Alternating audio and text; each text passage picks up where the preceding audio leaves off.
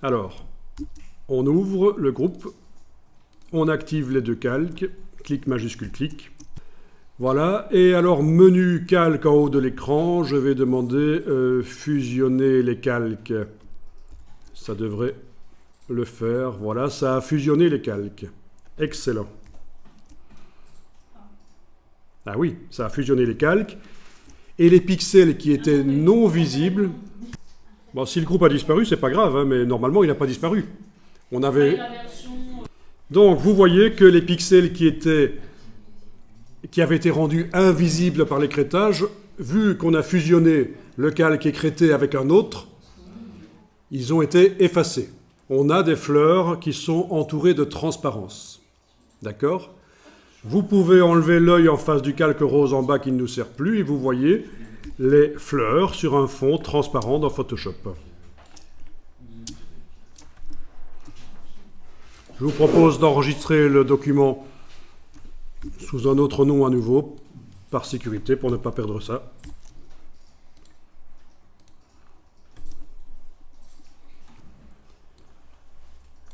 Bien. Alors, peut-être que au-dessus du calque rose, là, je vais aller créer un calque dans lequel je vais mettre des pixels blancs.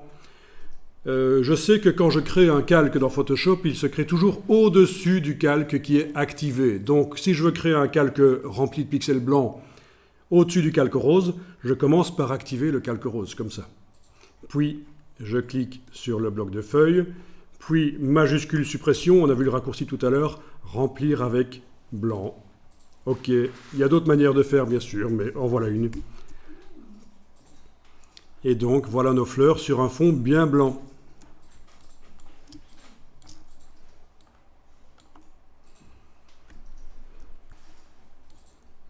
Alors, ce qu'on va pouvoir faire, c'est donner l'impression que les fleurs sont posées sur le fond blanc, en mettant une ombre, par exemple, une ombre infographique.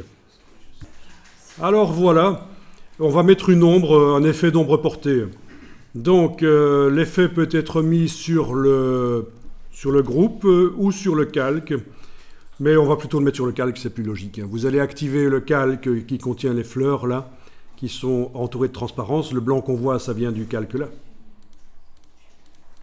Vous activez ce calque-là, et vous allez chercher les effets spéciaux par le petit FX ici.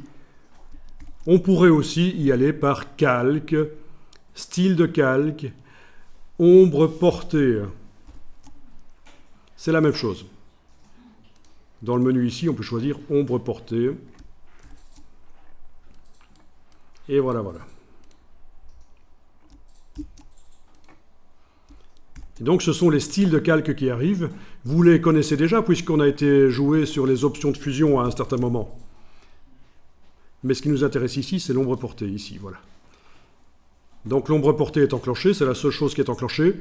Pour voir les paramètres de l'ombre portée, il faut avoir cliqué sur le nom ombre portée et ça apparaît ici au milieu. Alors, au niveau de l'ombre portée, on la voit déjà, hein, si vous avez la case aperçue qui est cochée quelque part là, voilà. La case aperçue est cochée. On voit déjà l'ombre qui se met. Alors, vous allez pouvoir paramétrer l'ombre. Et ce sera paramétrable, modifiable après. C'est pas une fois que vous aurez choisi ici, vous pourrez encore modifier après. Voilà, l'opacité, l'angle de l'ombre, donc d'où vient la lumière, la distance, la taille, c'est le flou. Oui, c'est pas mal, quoi. Voilà. Évidemment, si vous déplacez les fleurs sur un autre fond, il faudra aller remodifier l'ombre, éventuellement son intensité pour que ça se voit bien, pour que ça marche bien.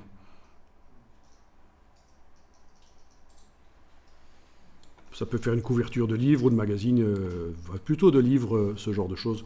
Voilà. Le grossi, c'est la partie de l'ombre qui est à 100%. Est-ce que vous l'éloignez un peu plus? Bon, il faut tester, c'est visuel. Voilà, voilà, c'est sympa ça. Ok. Et donc, vous avez sur le calque un petit FX qui s'est mis. Vous avez l'ombre qui est déployée.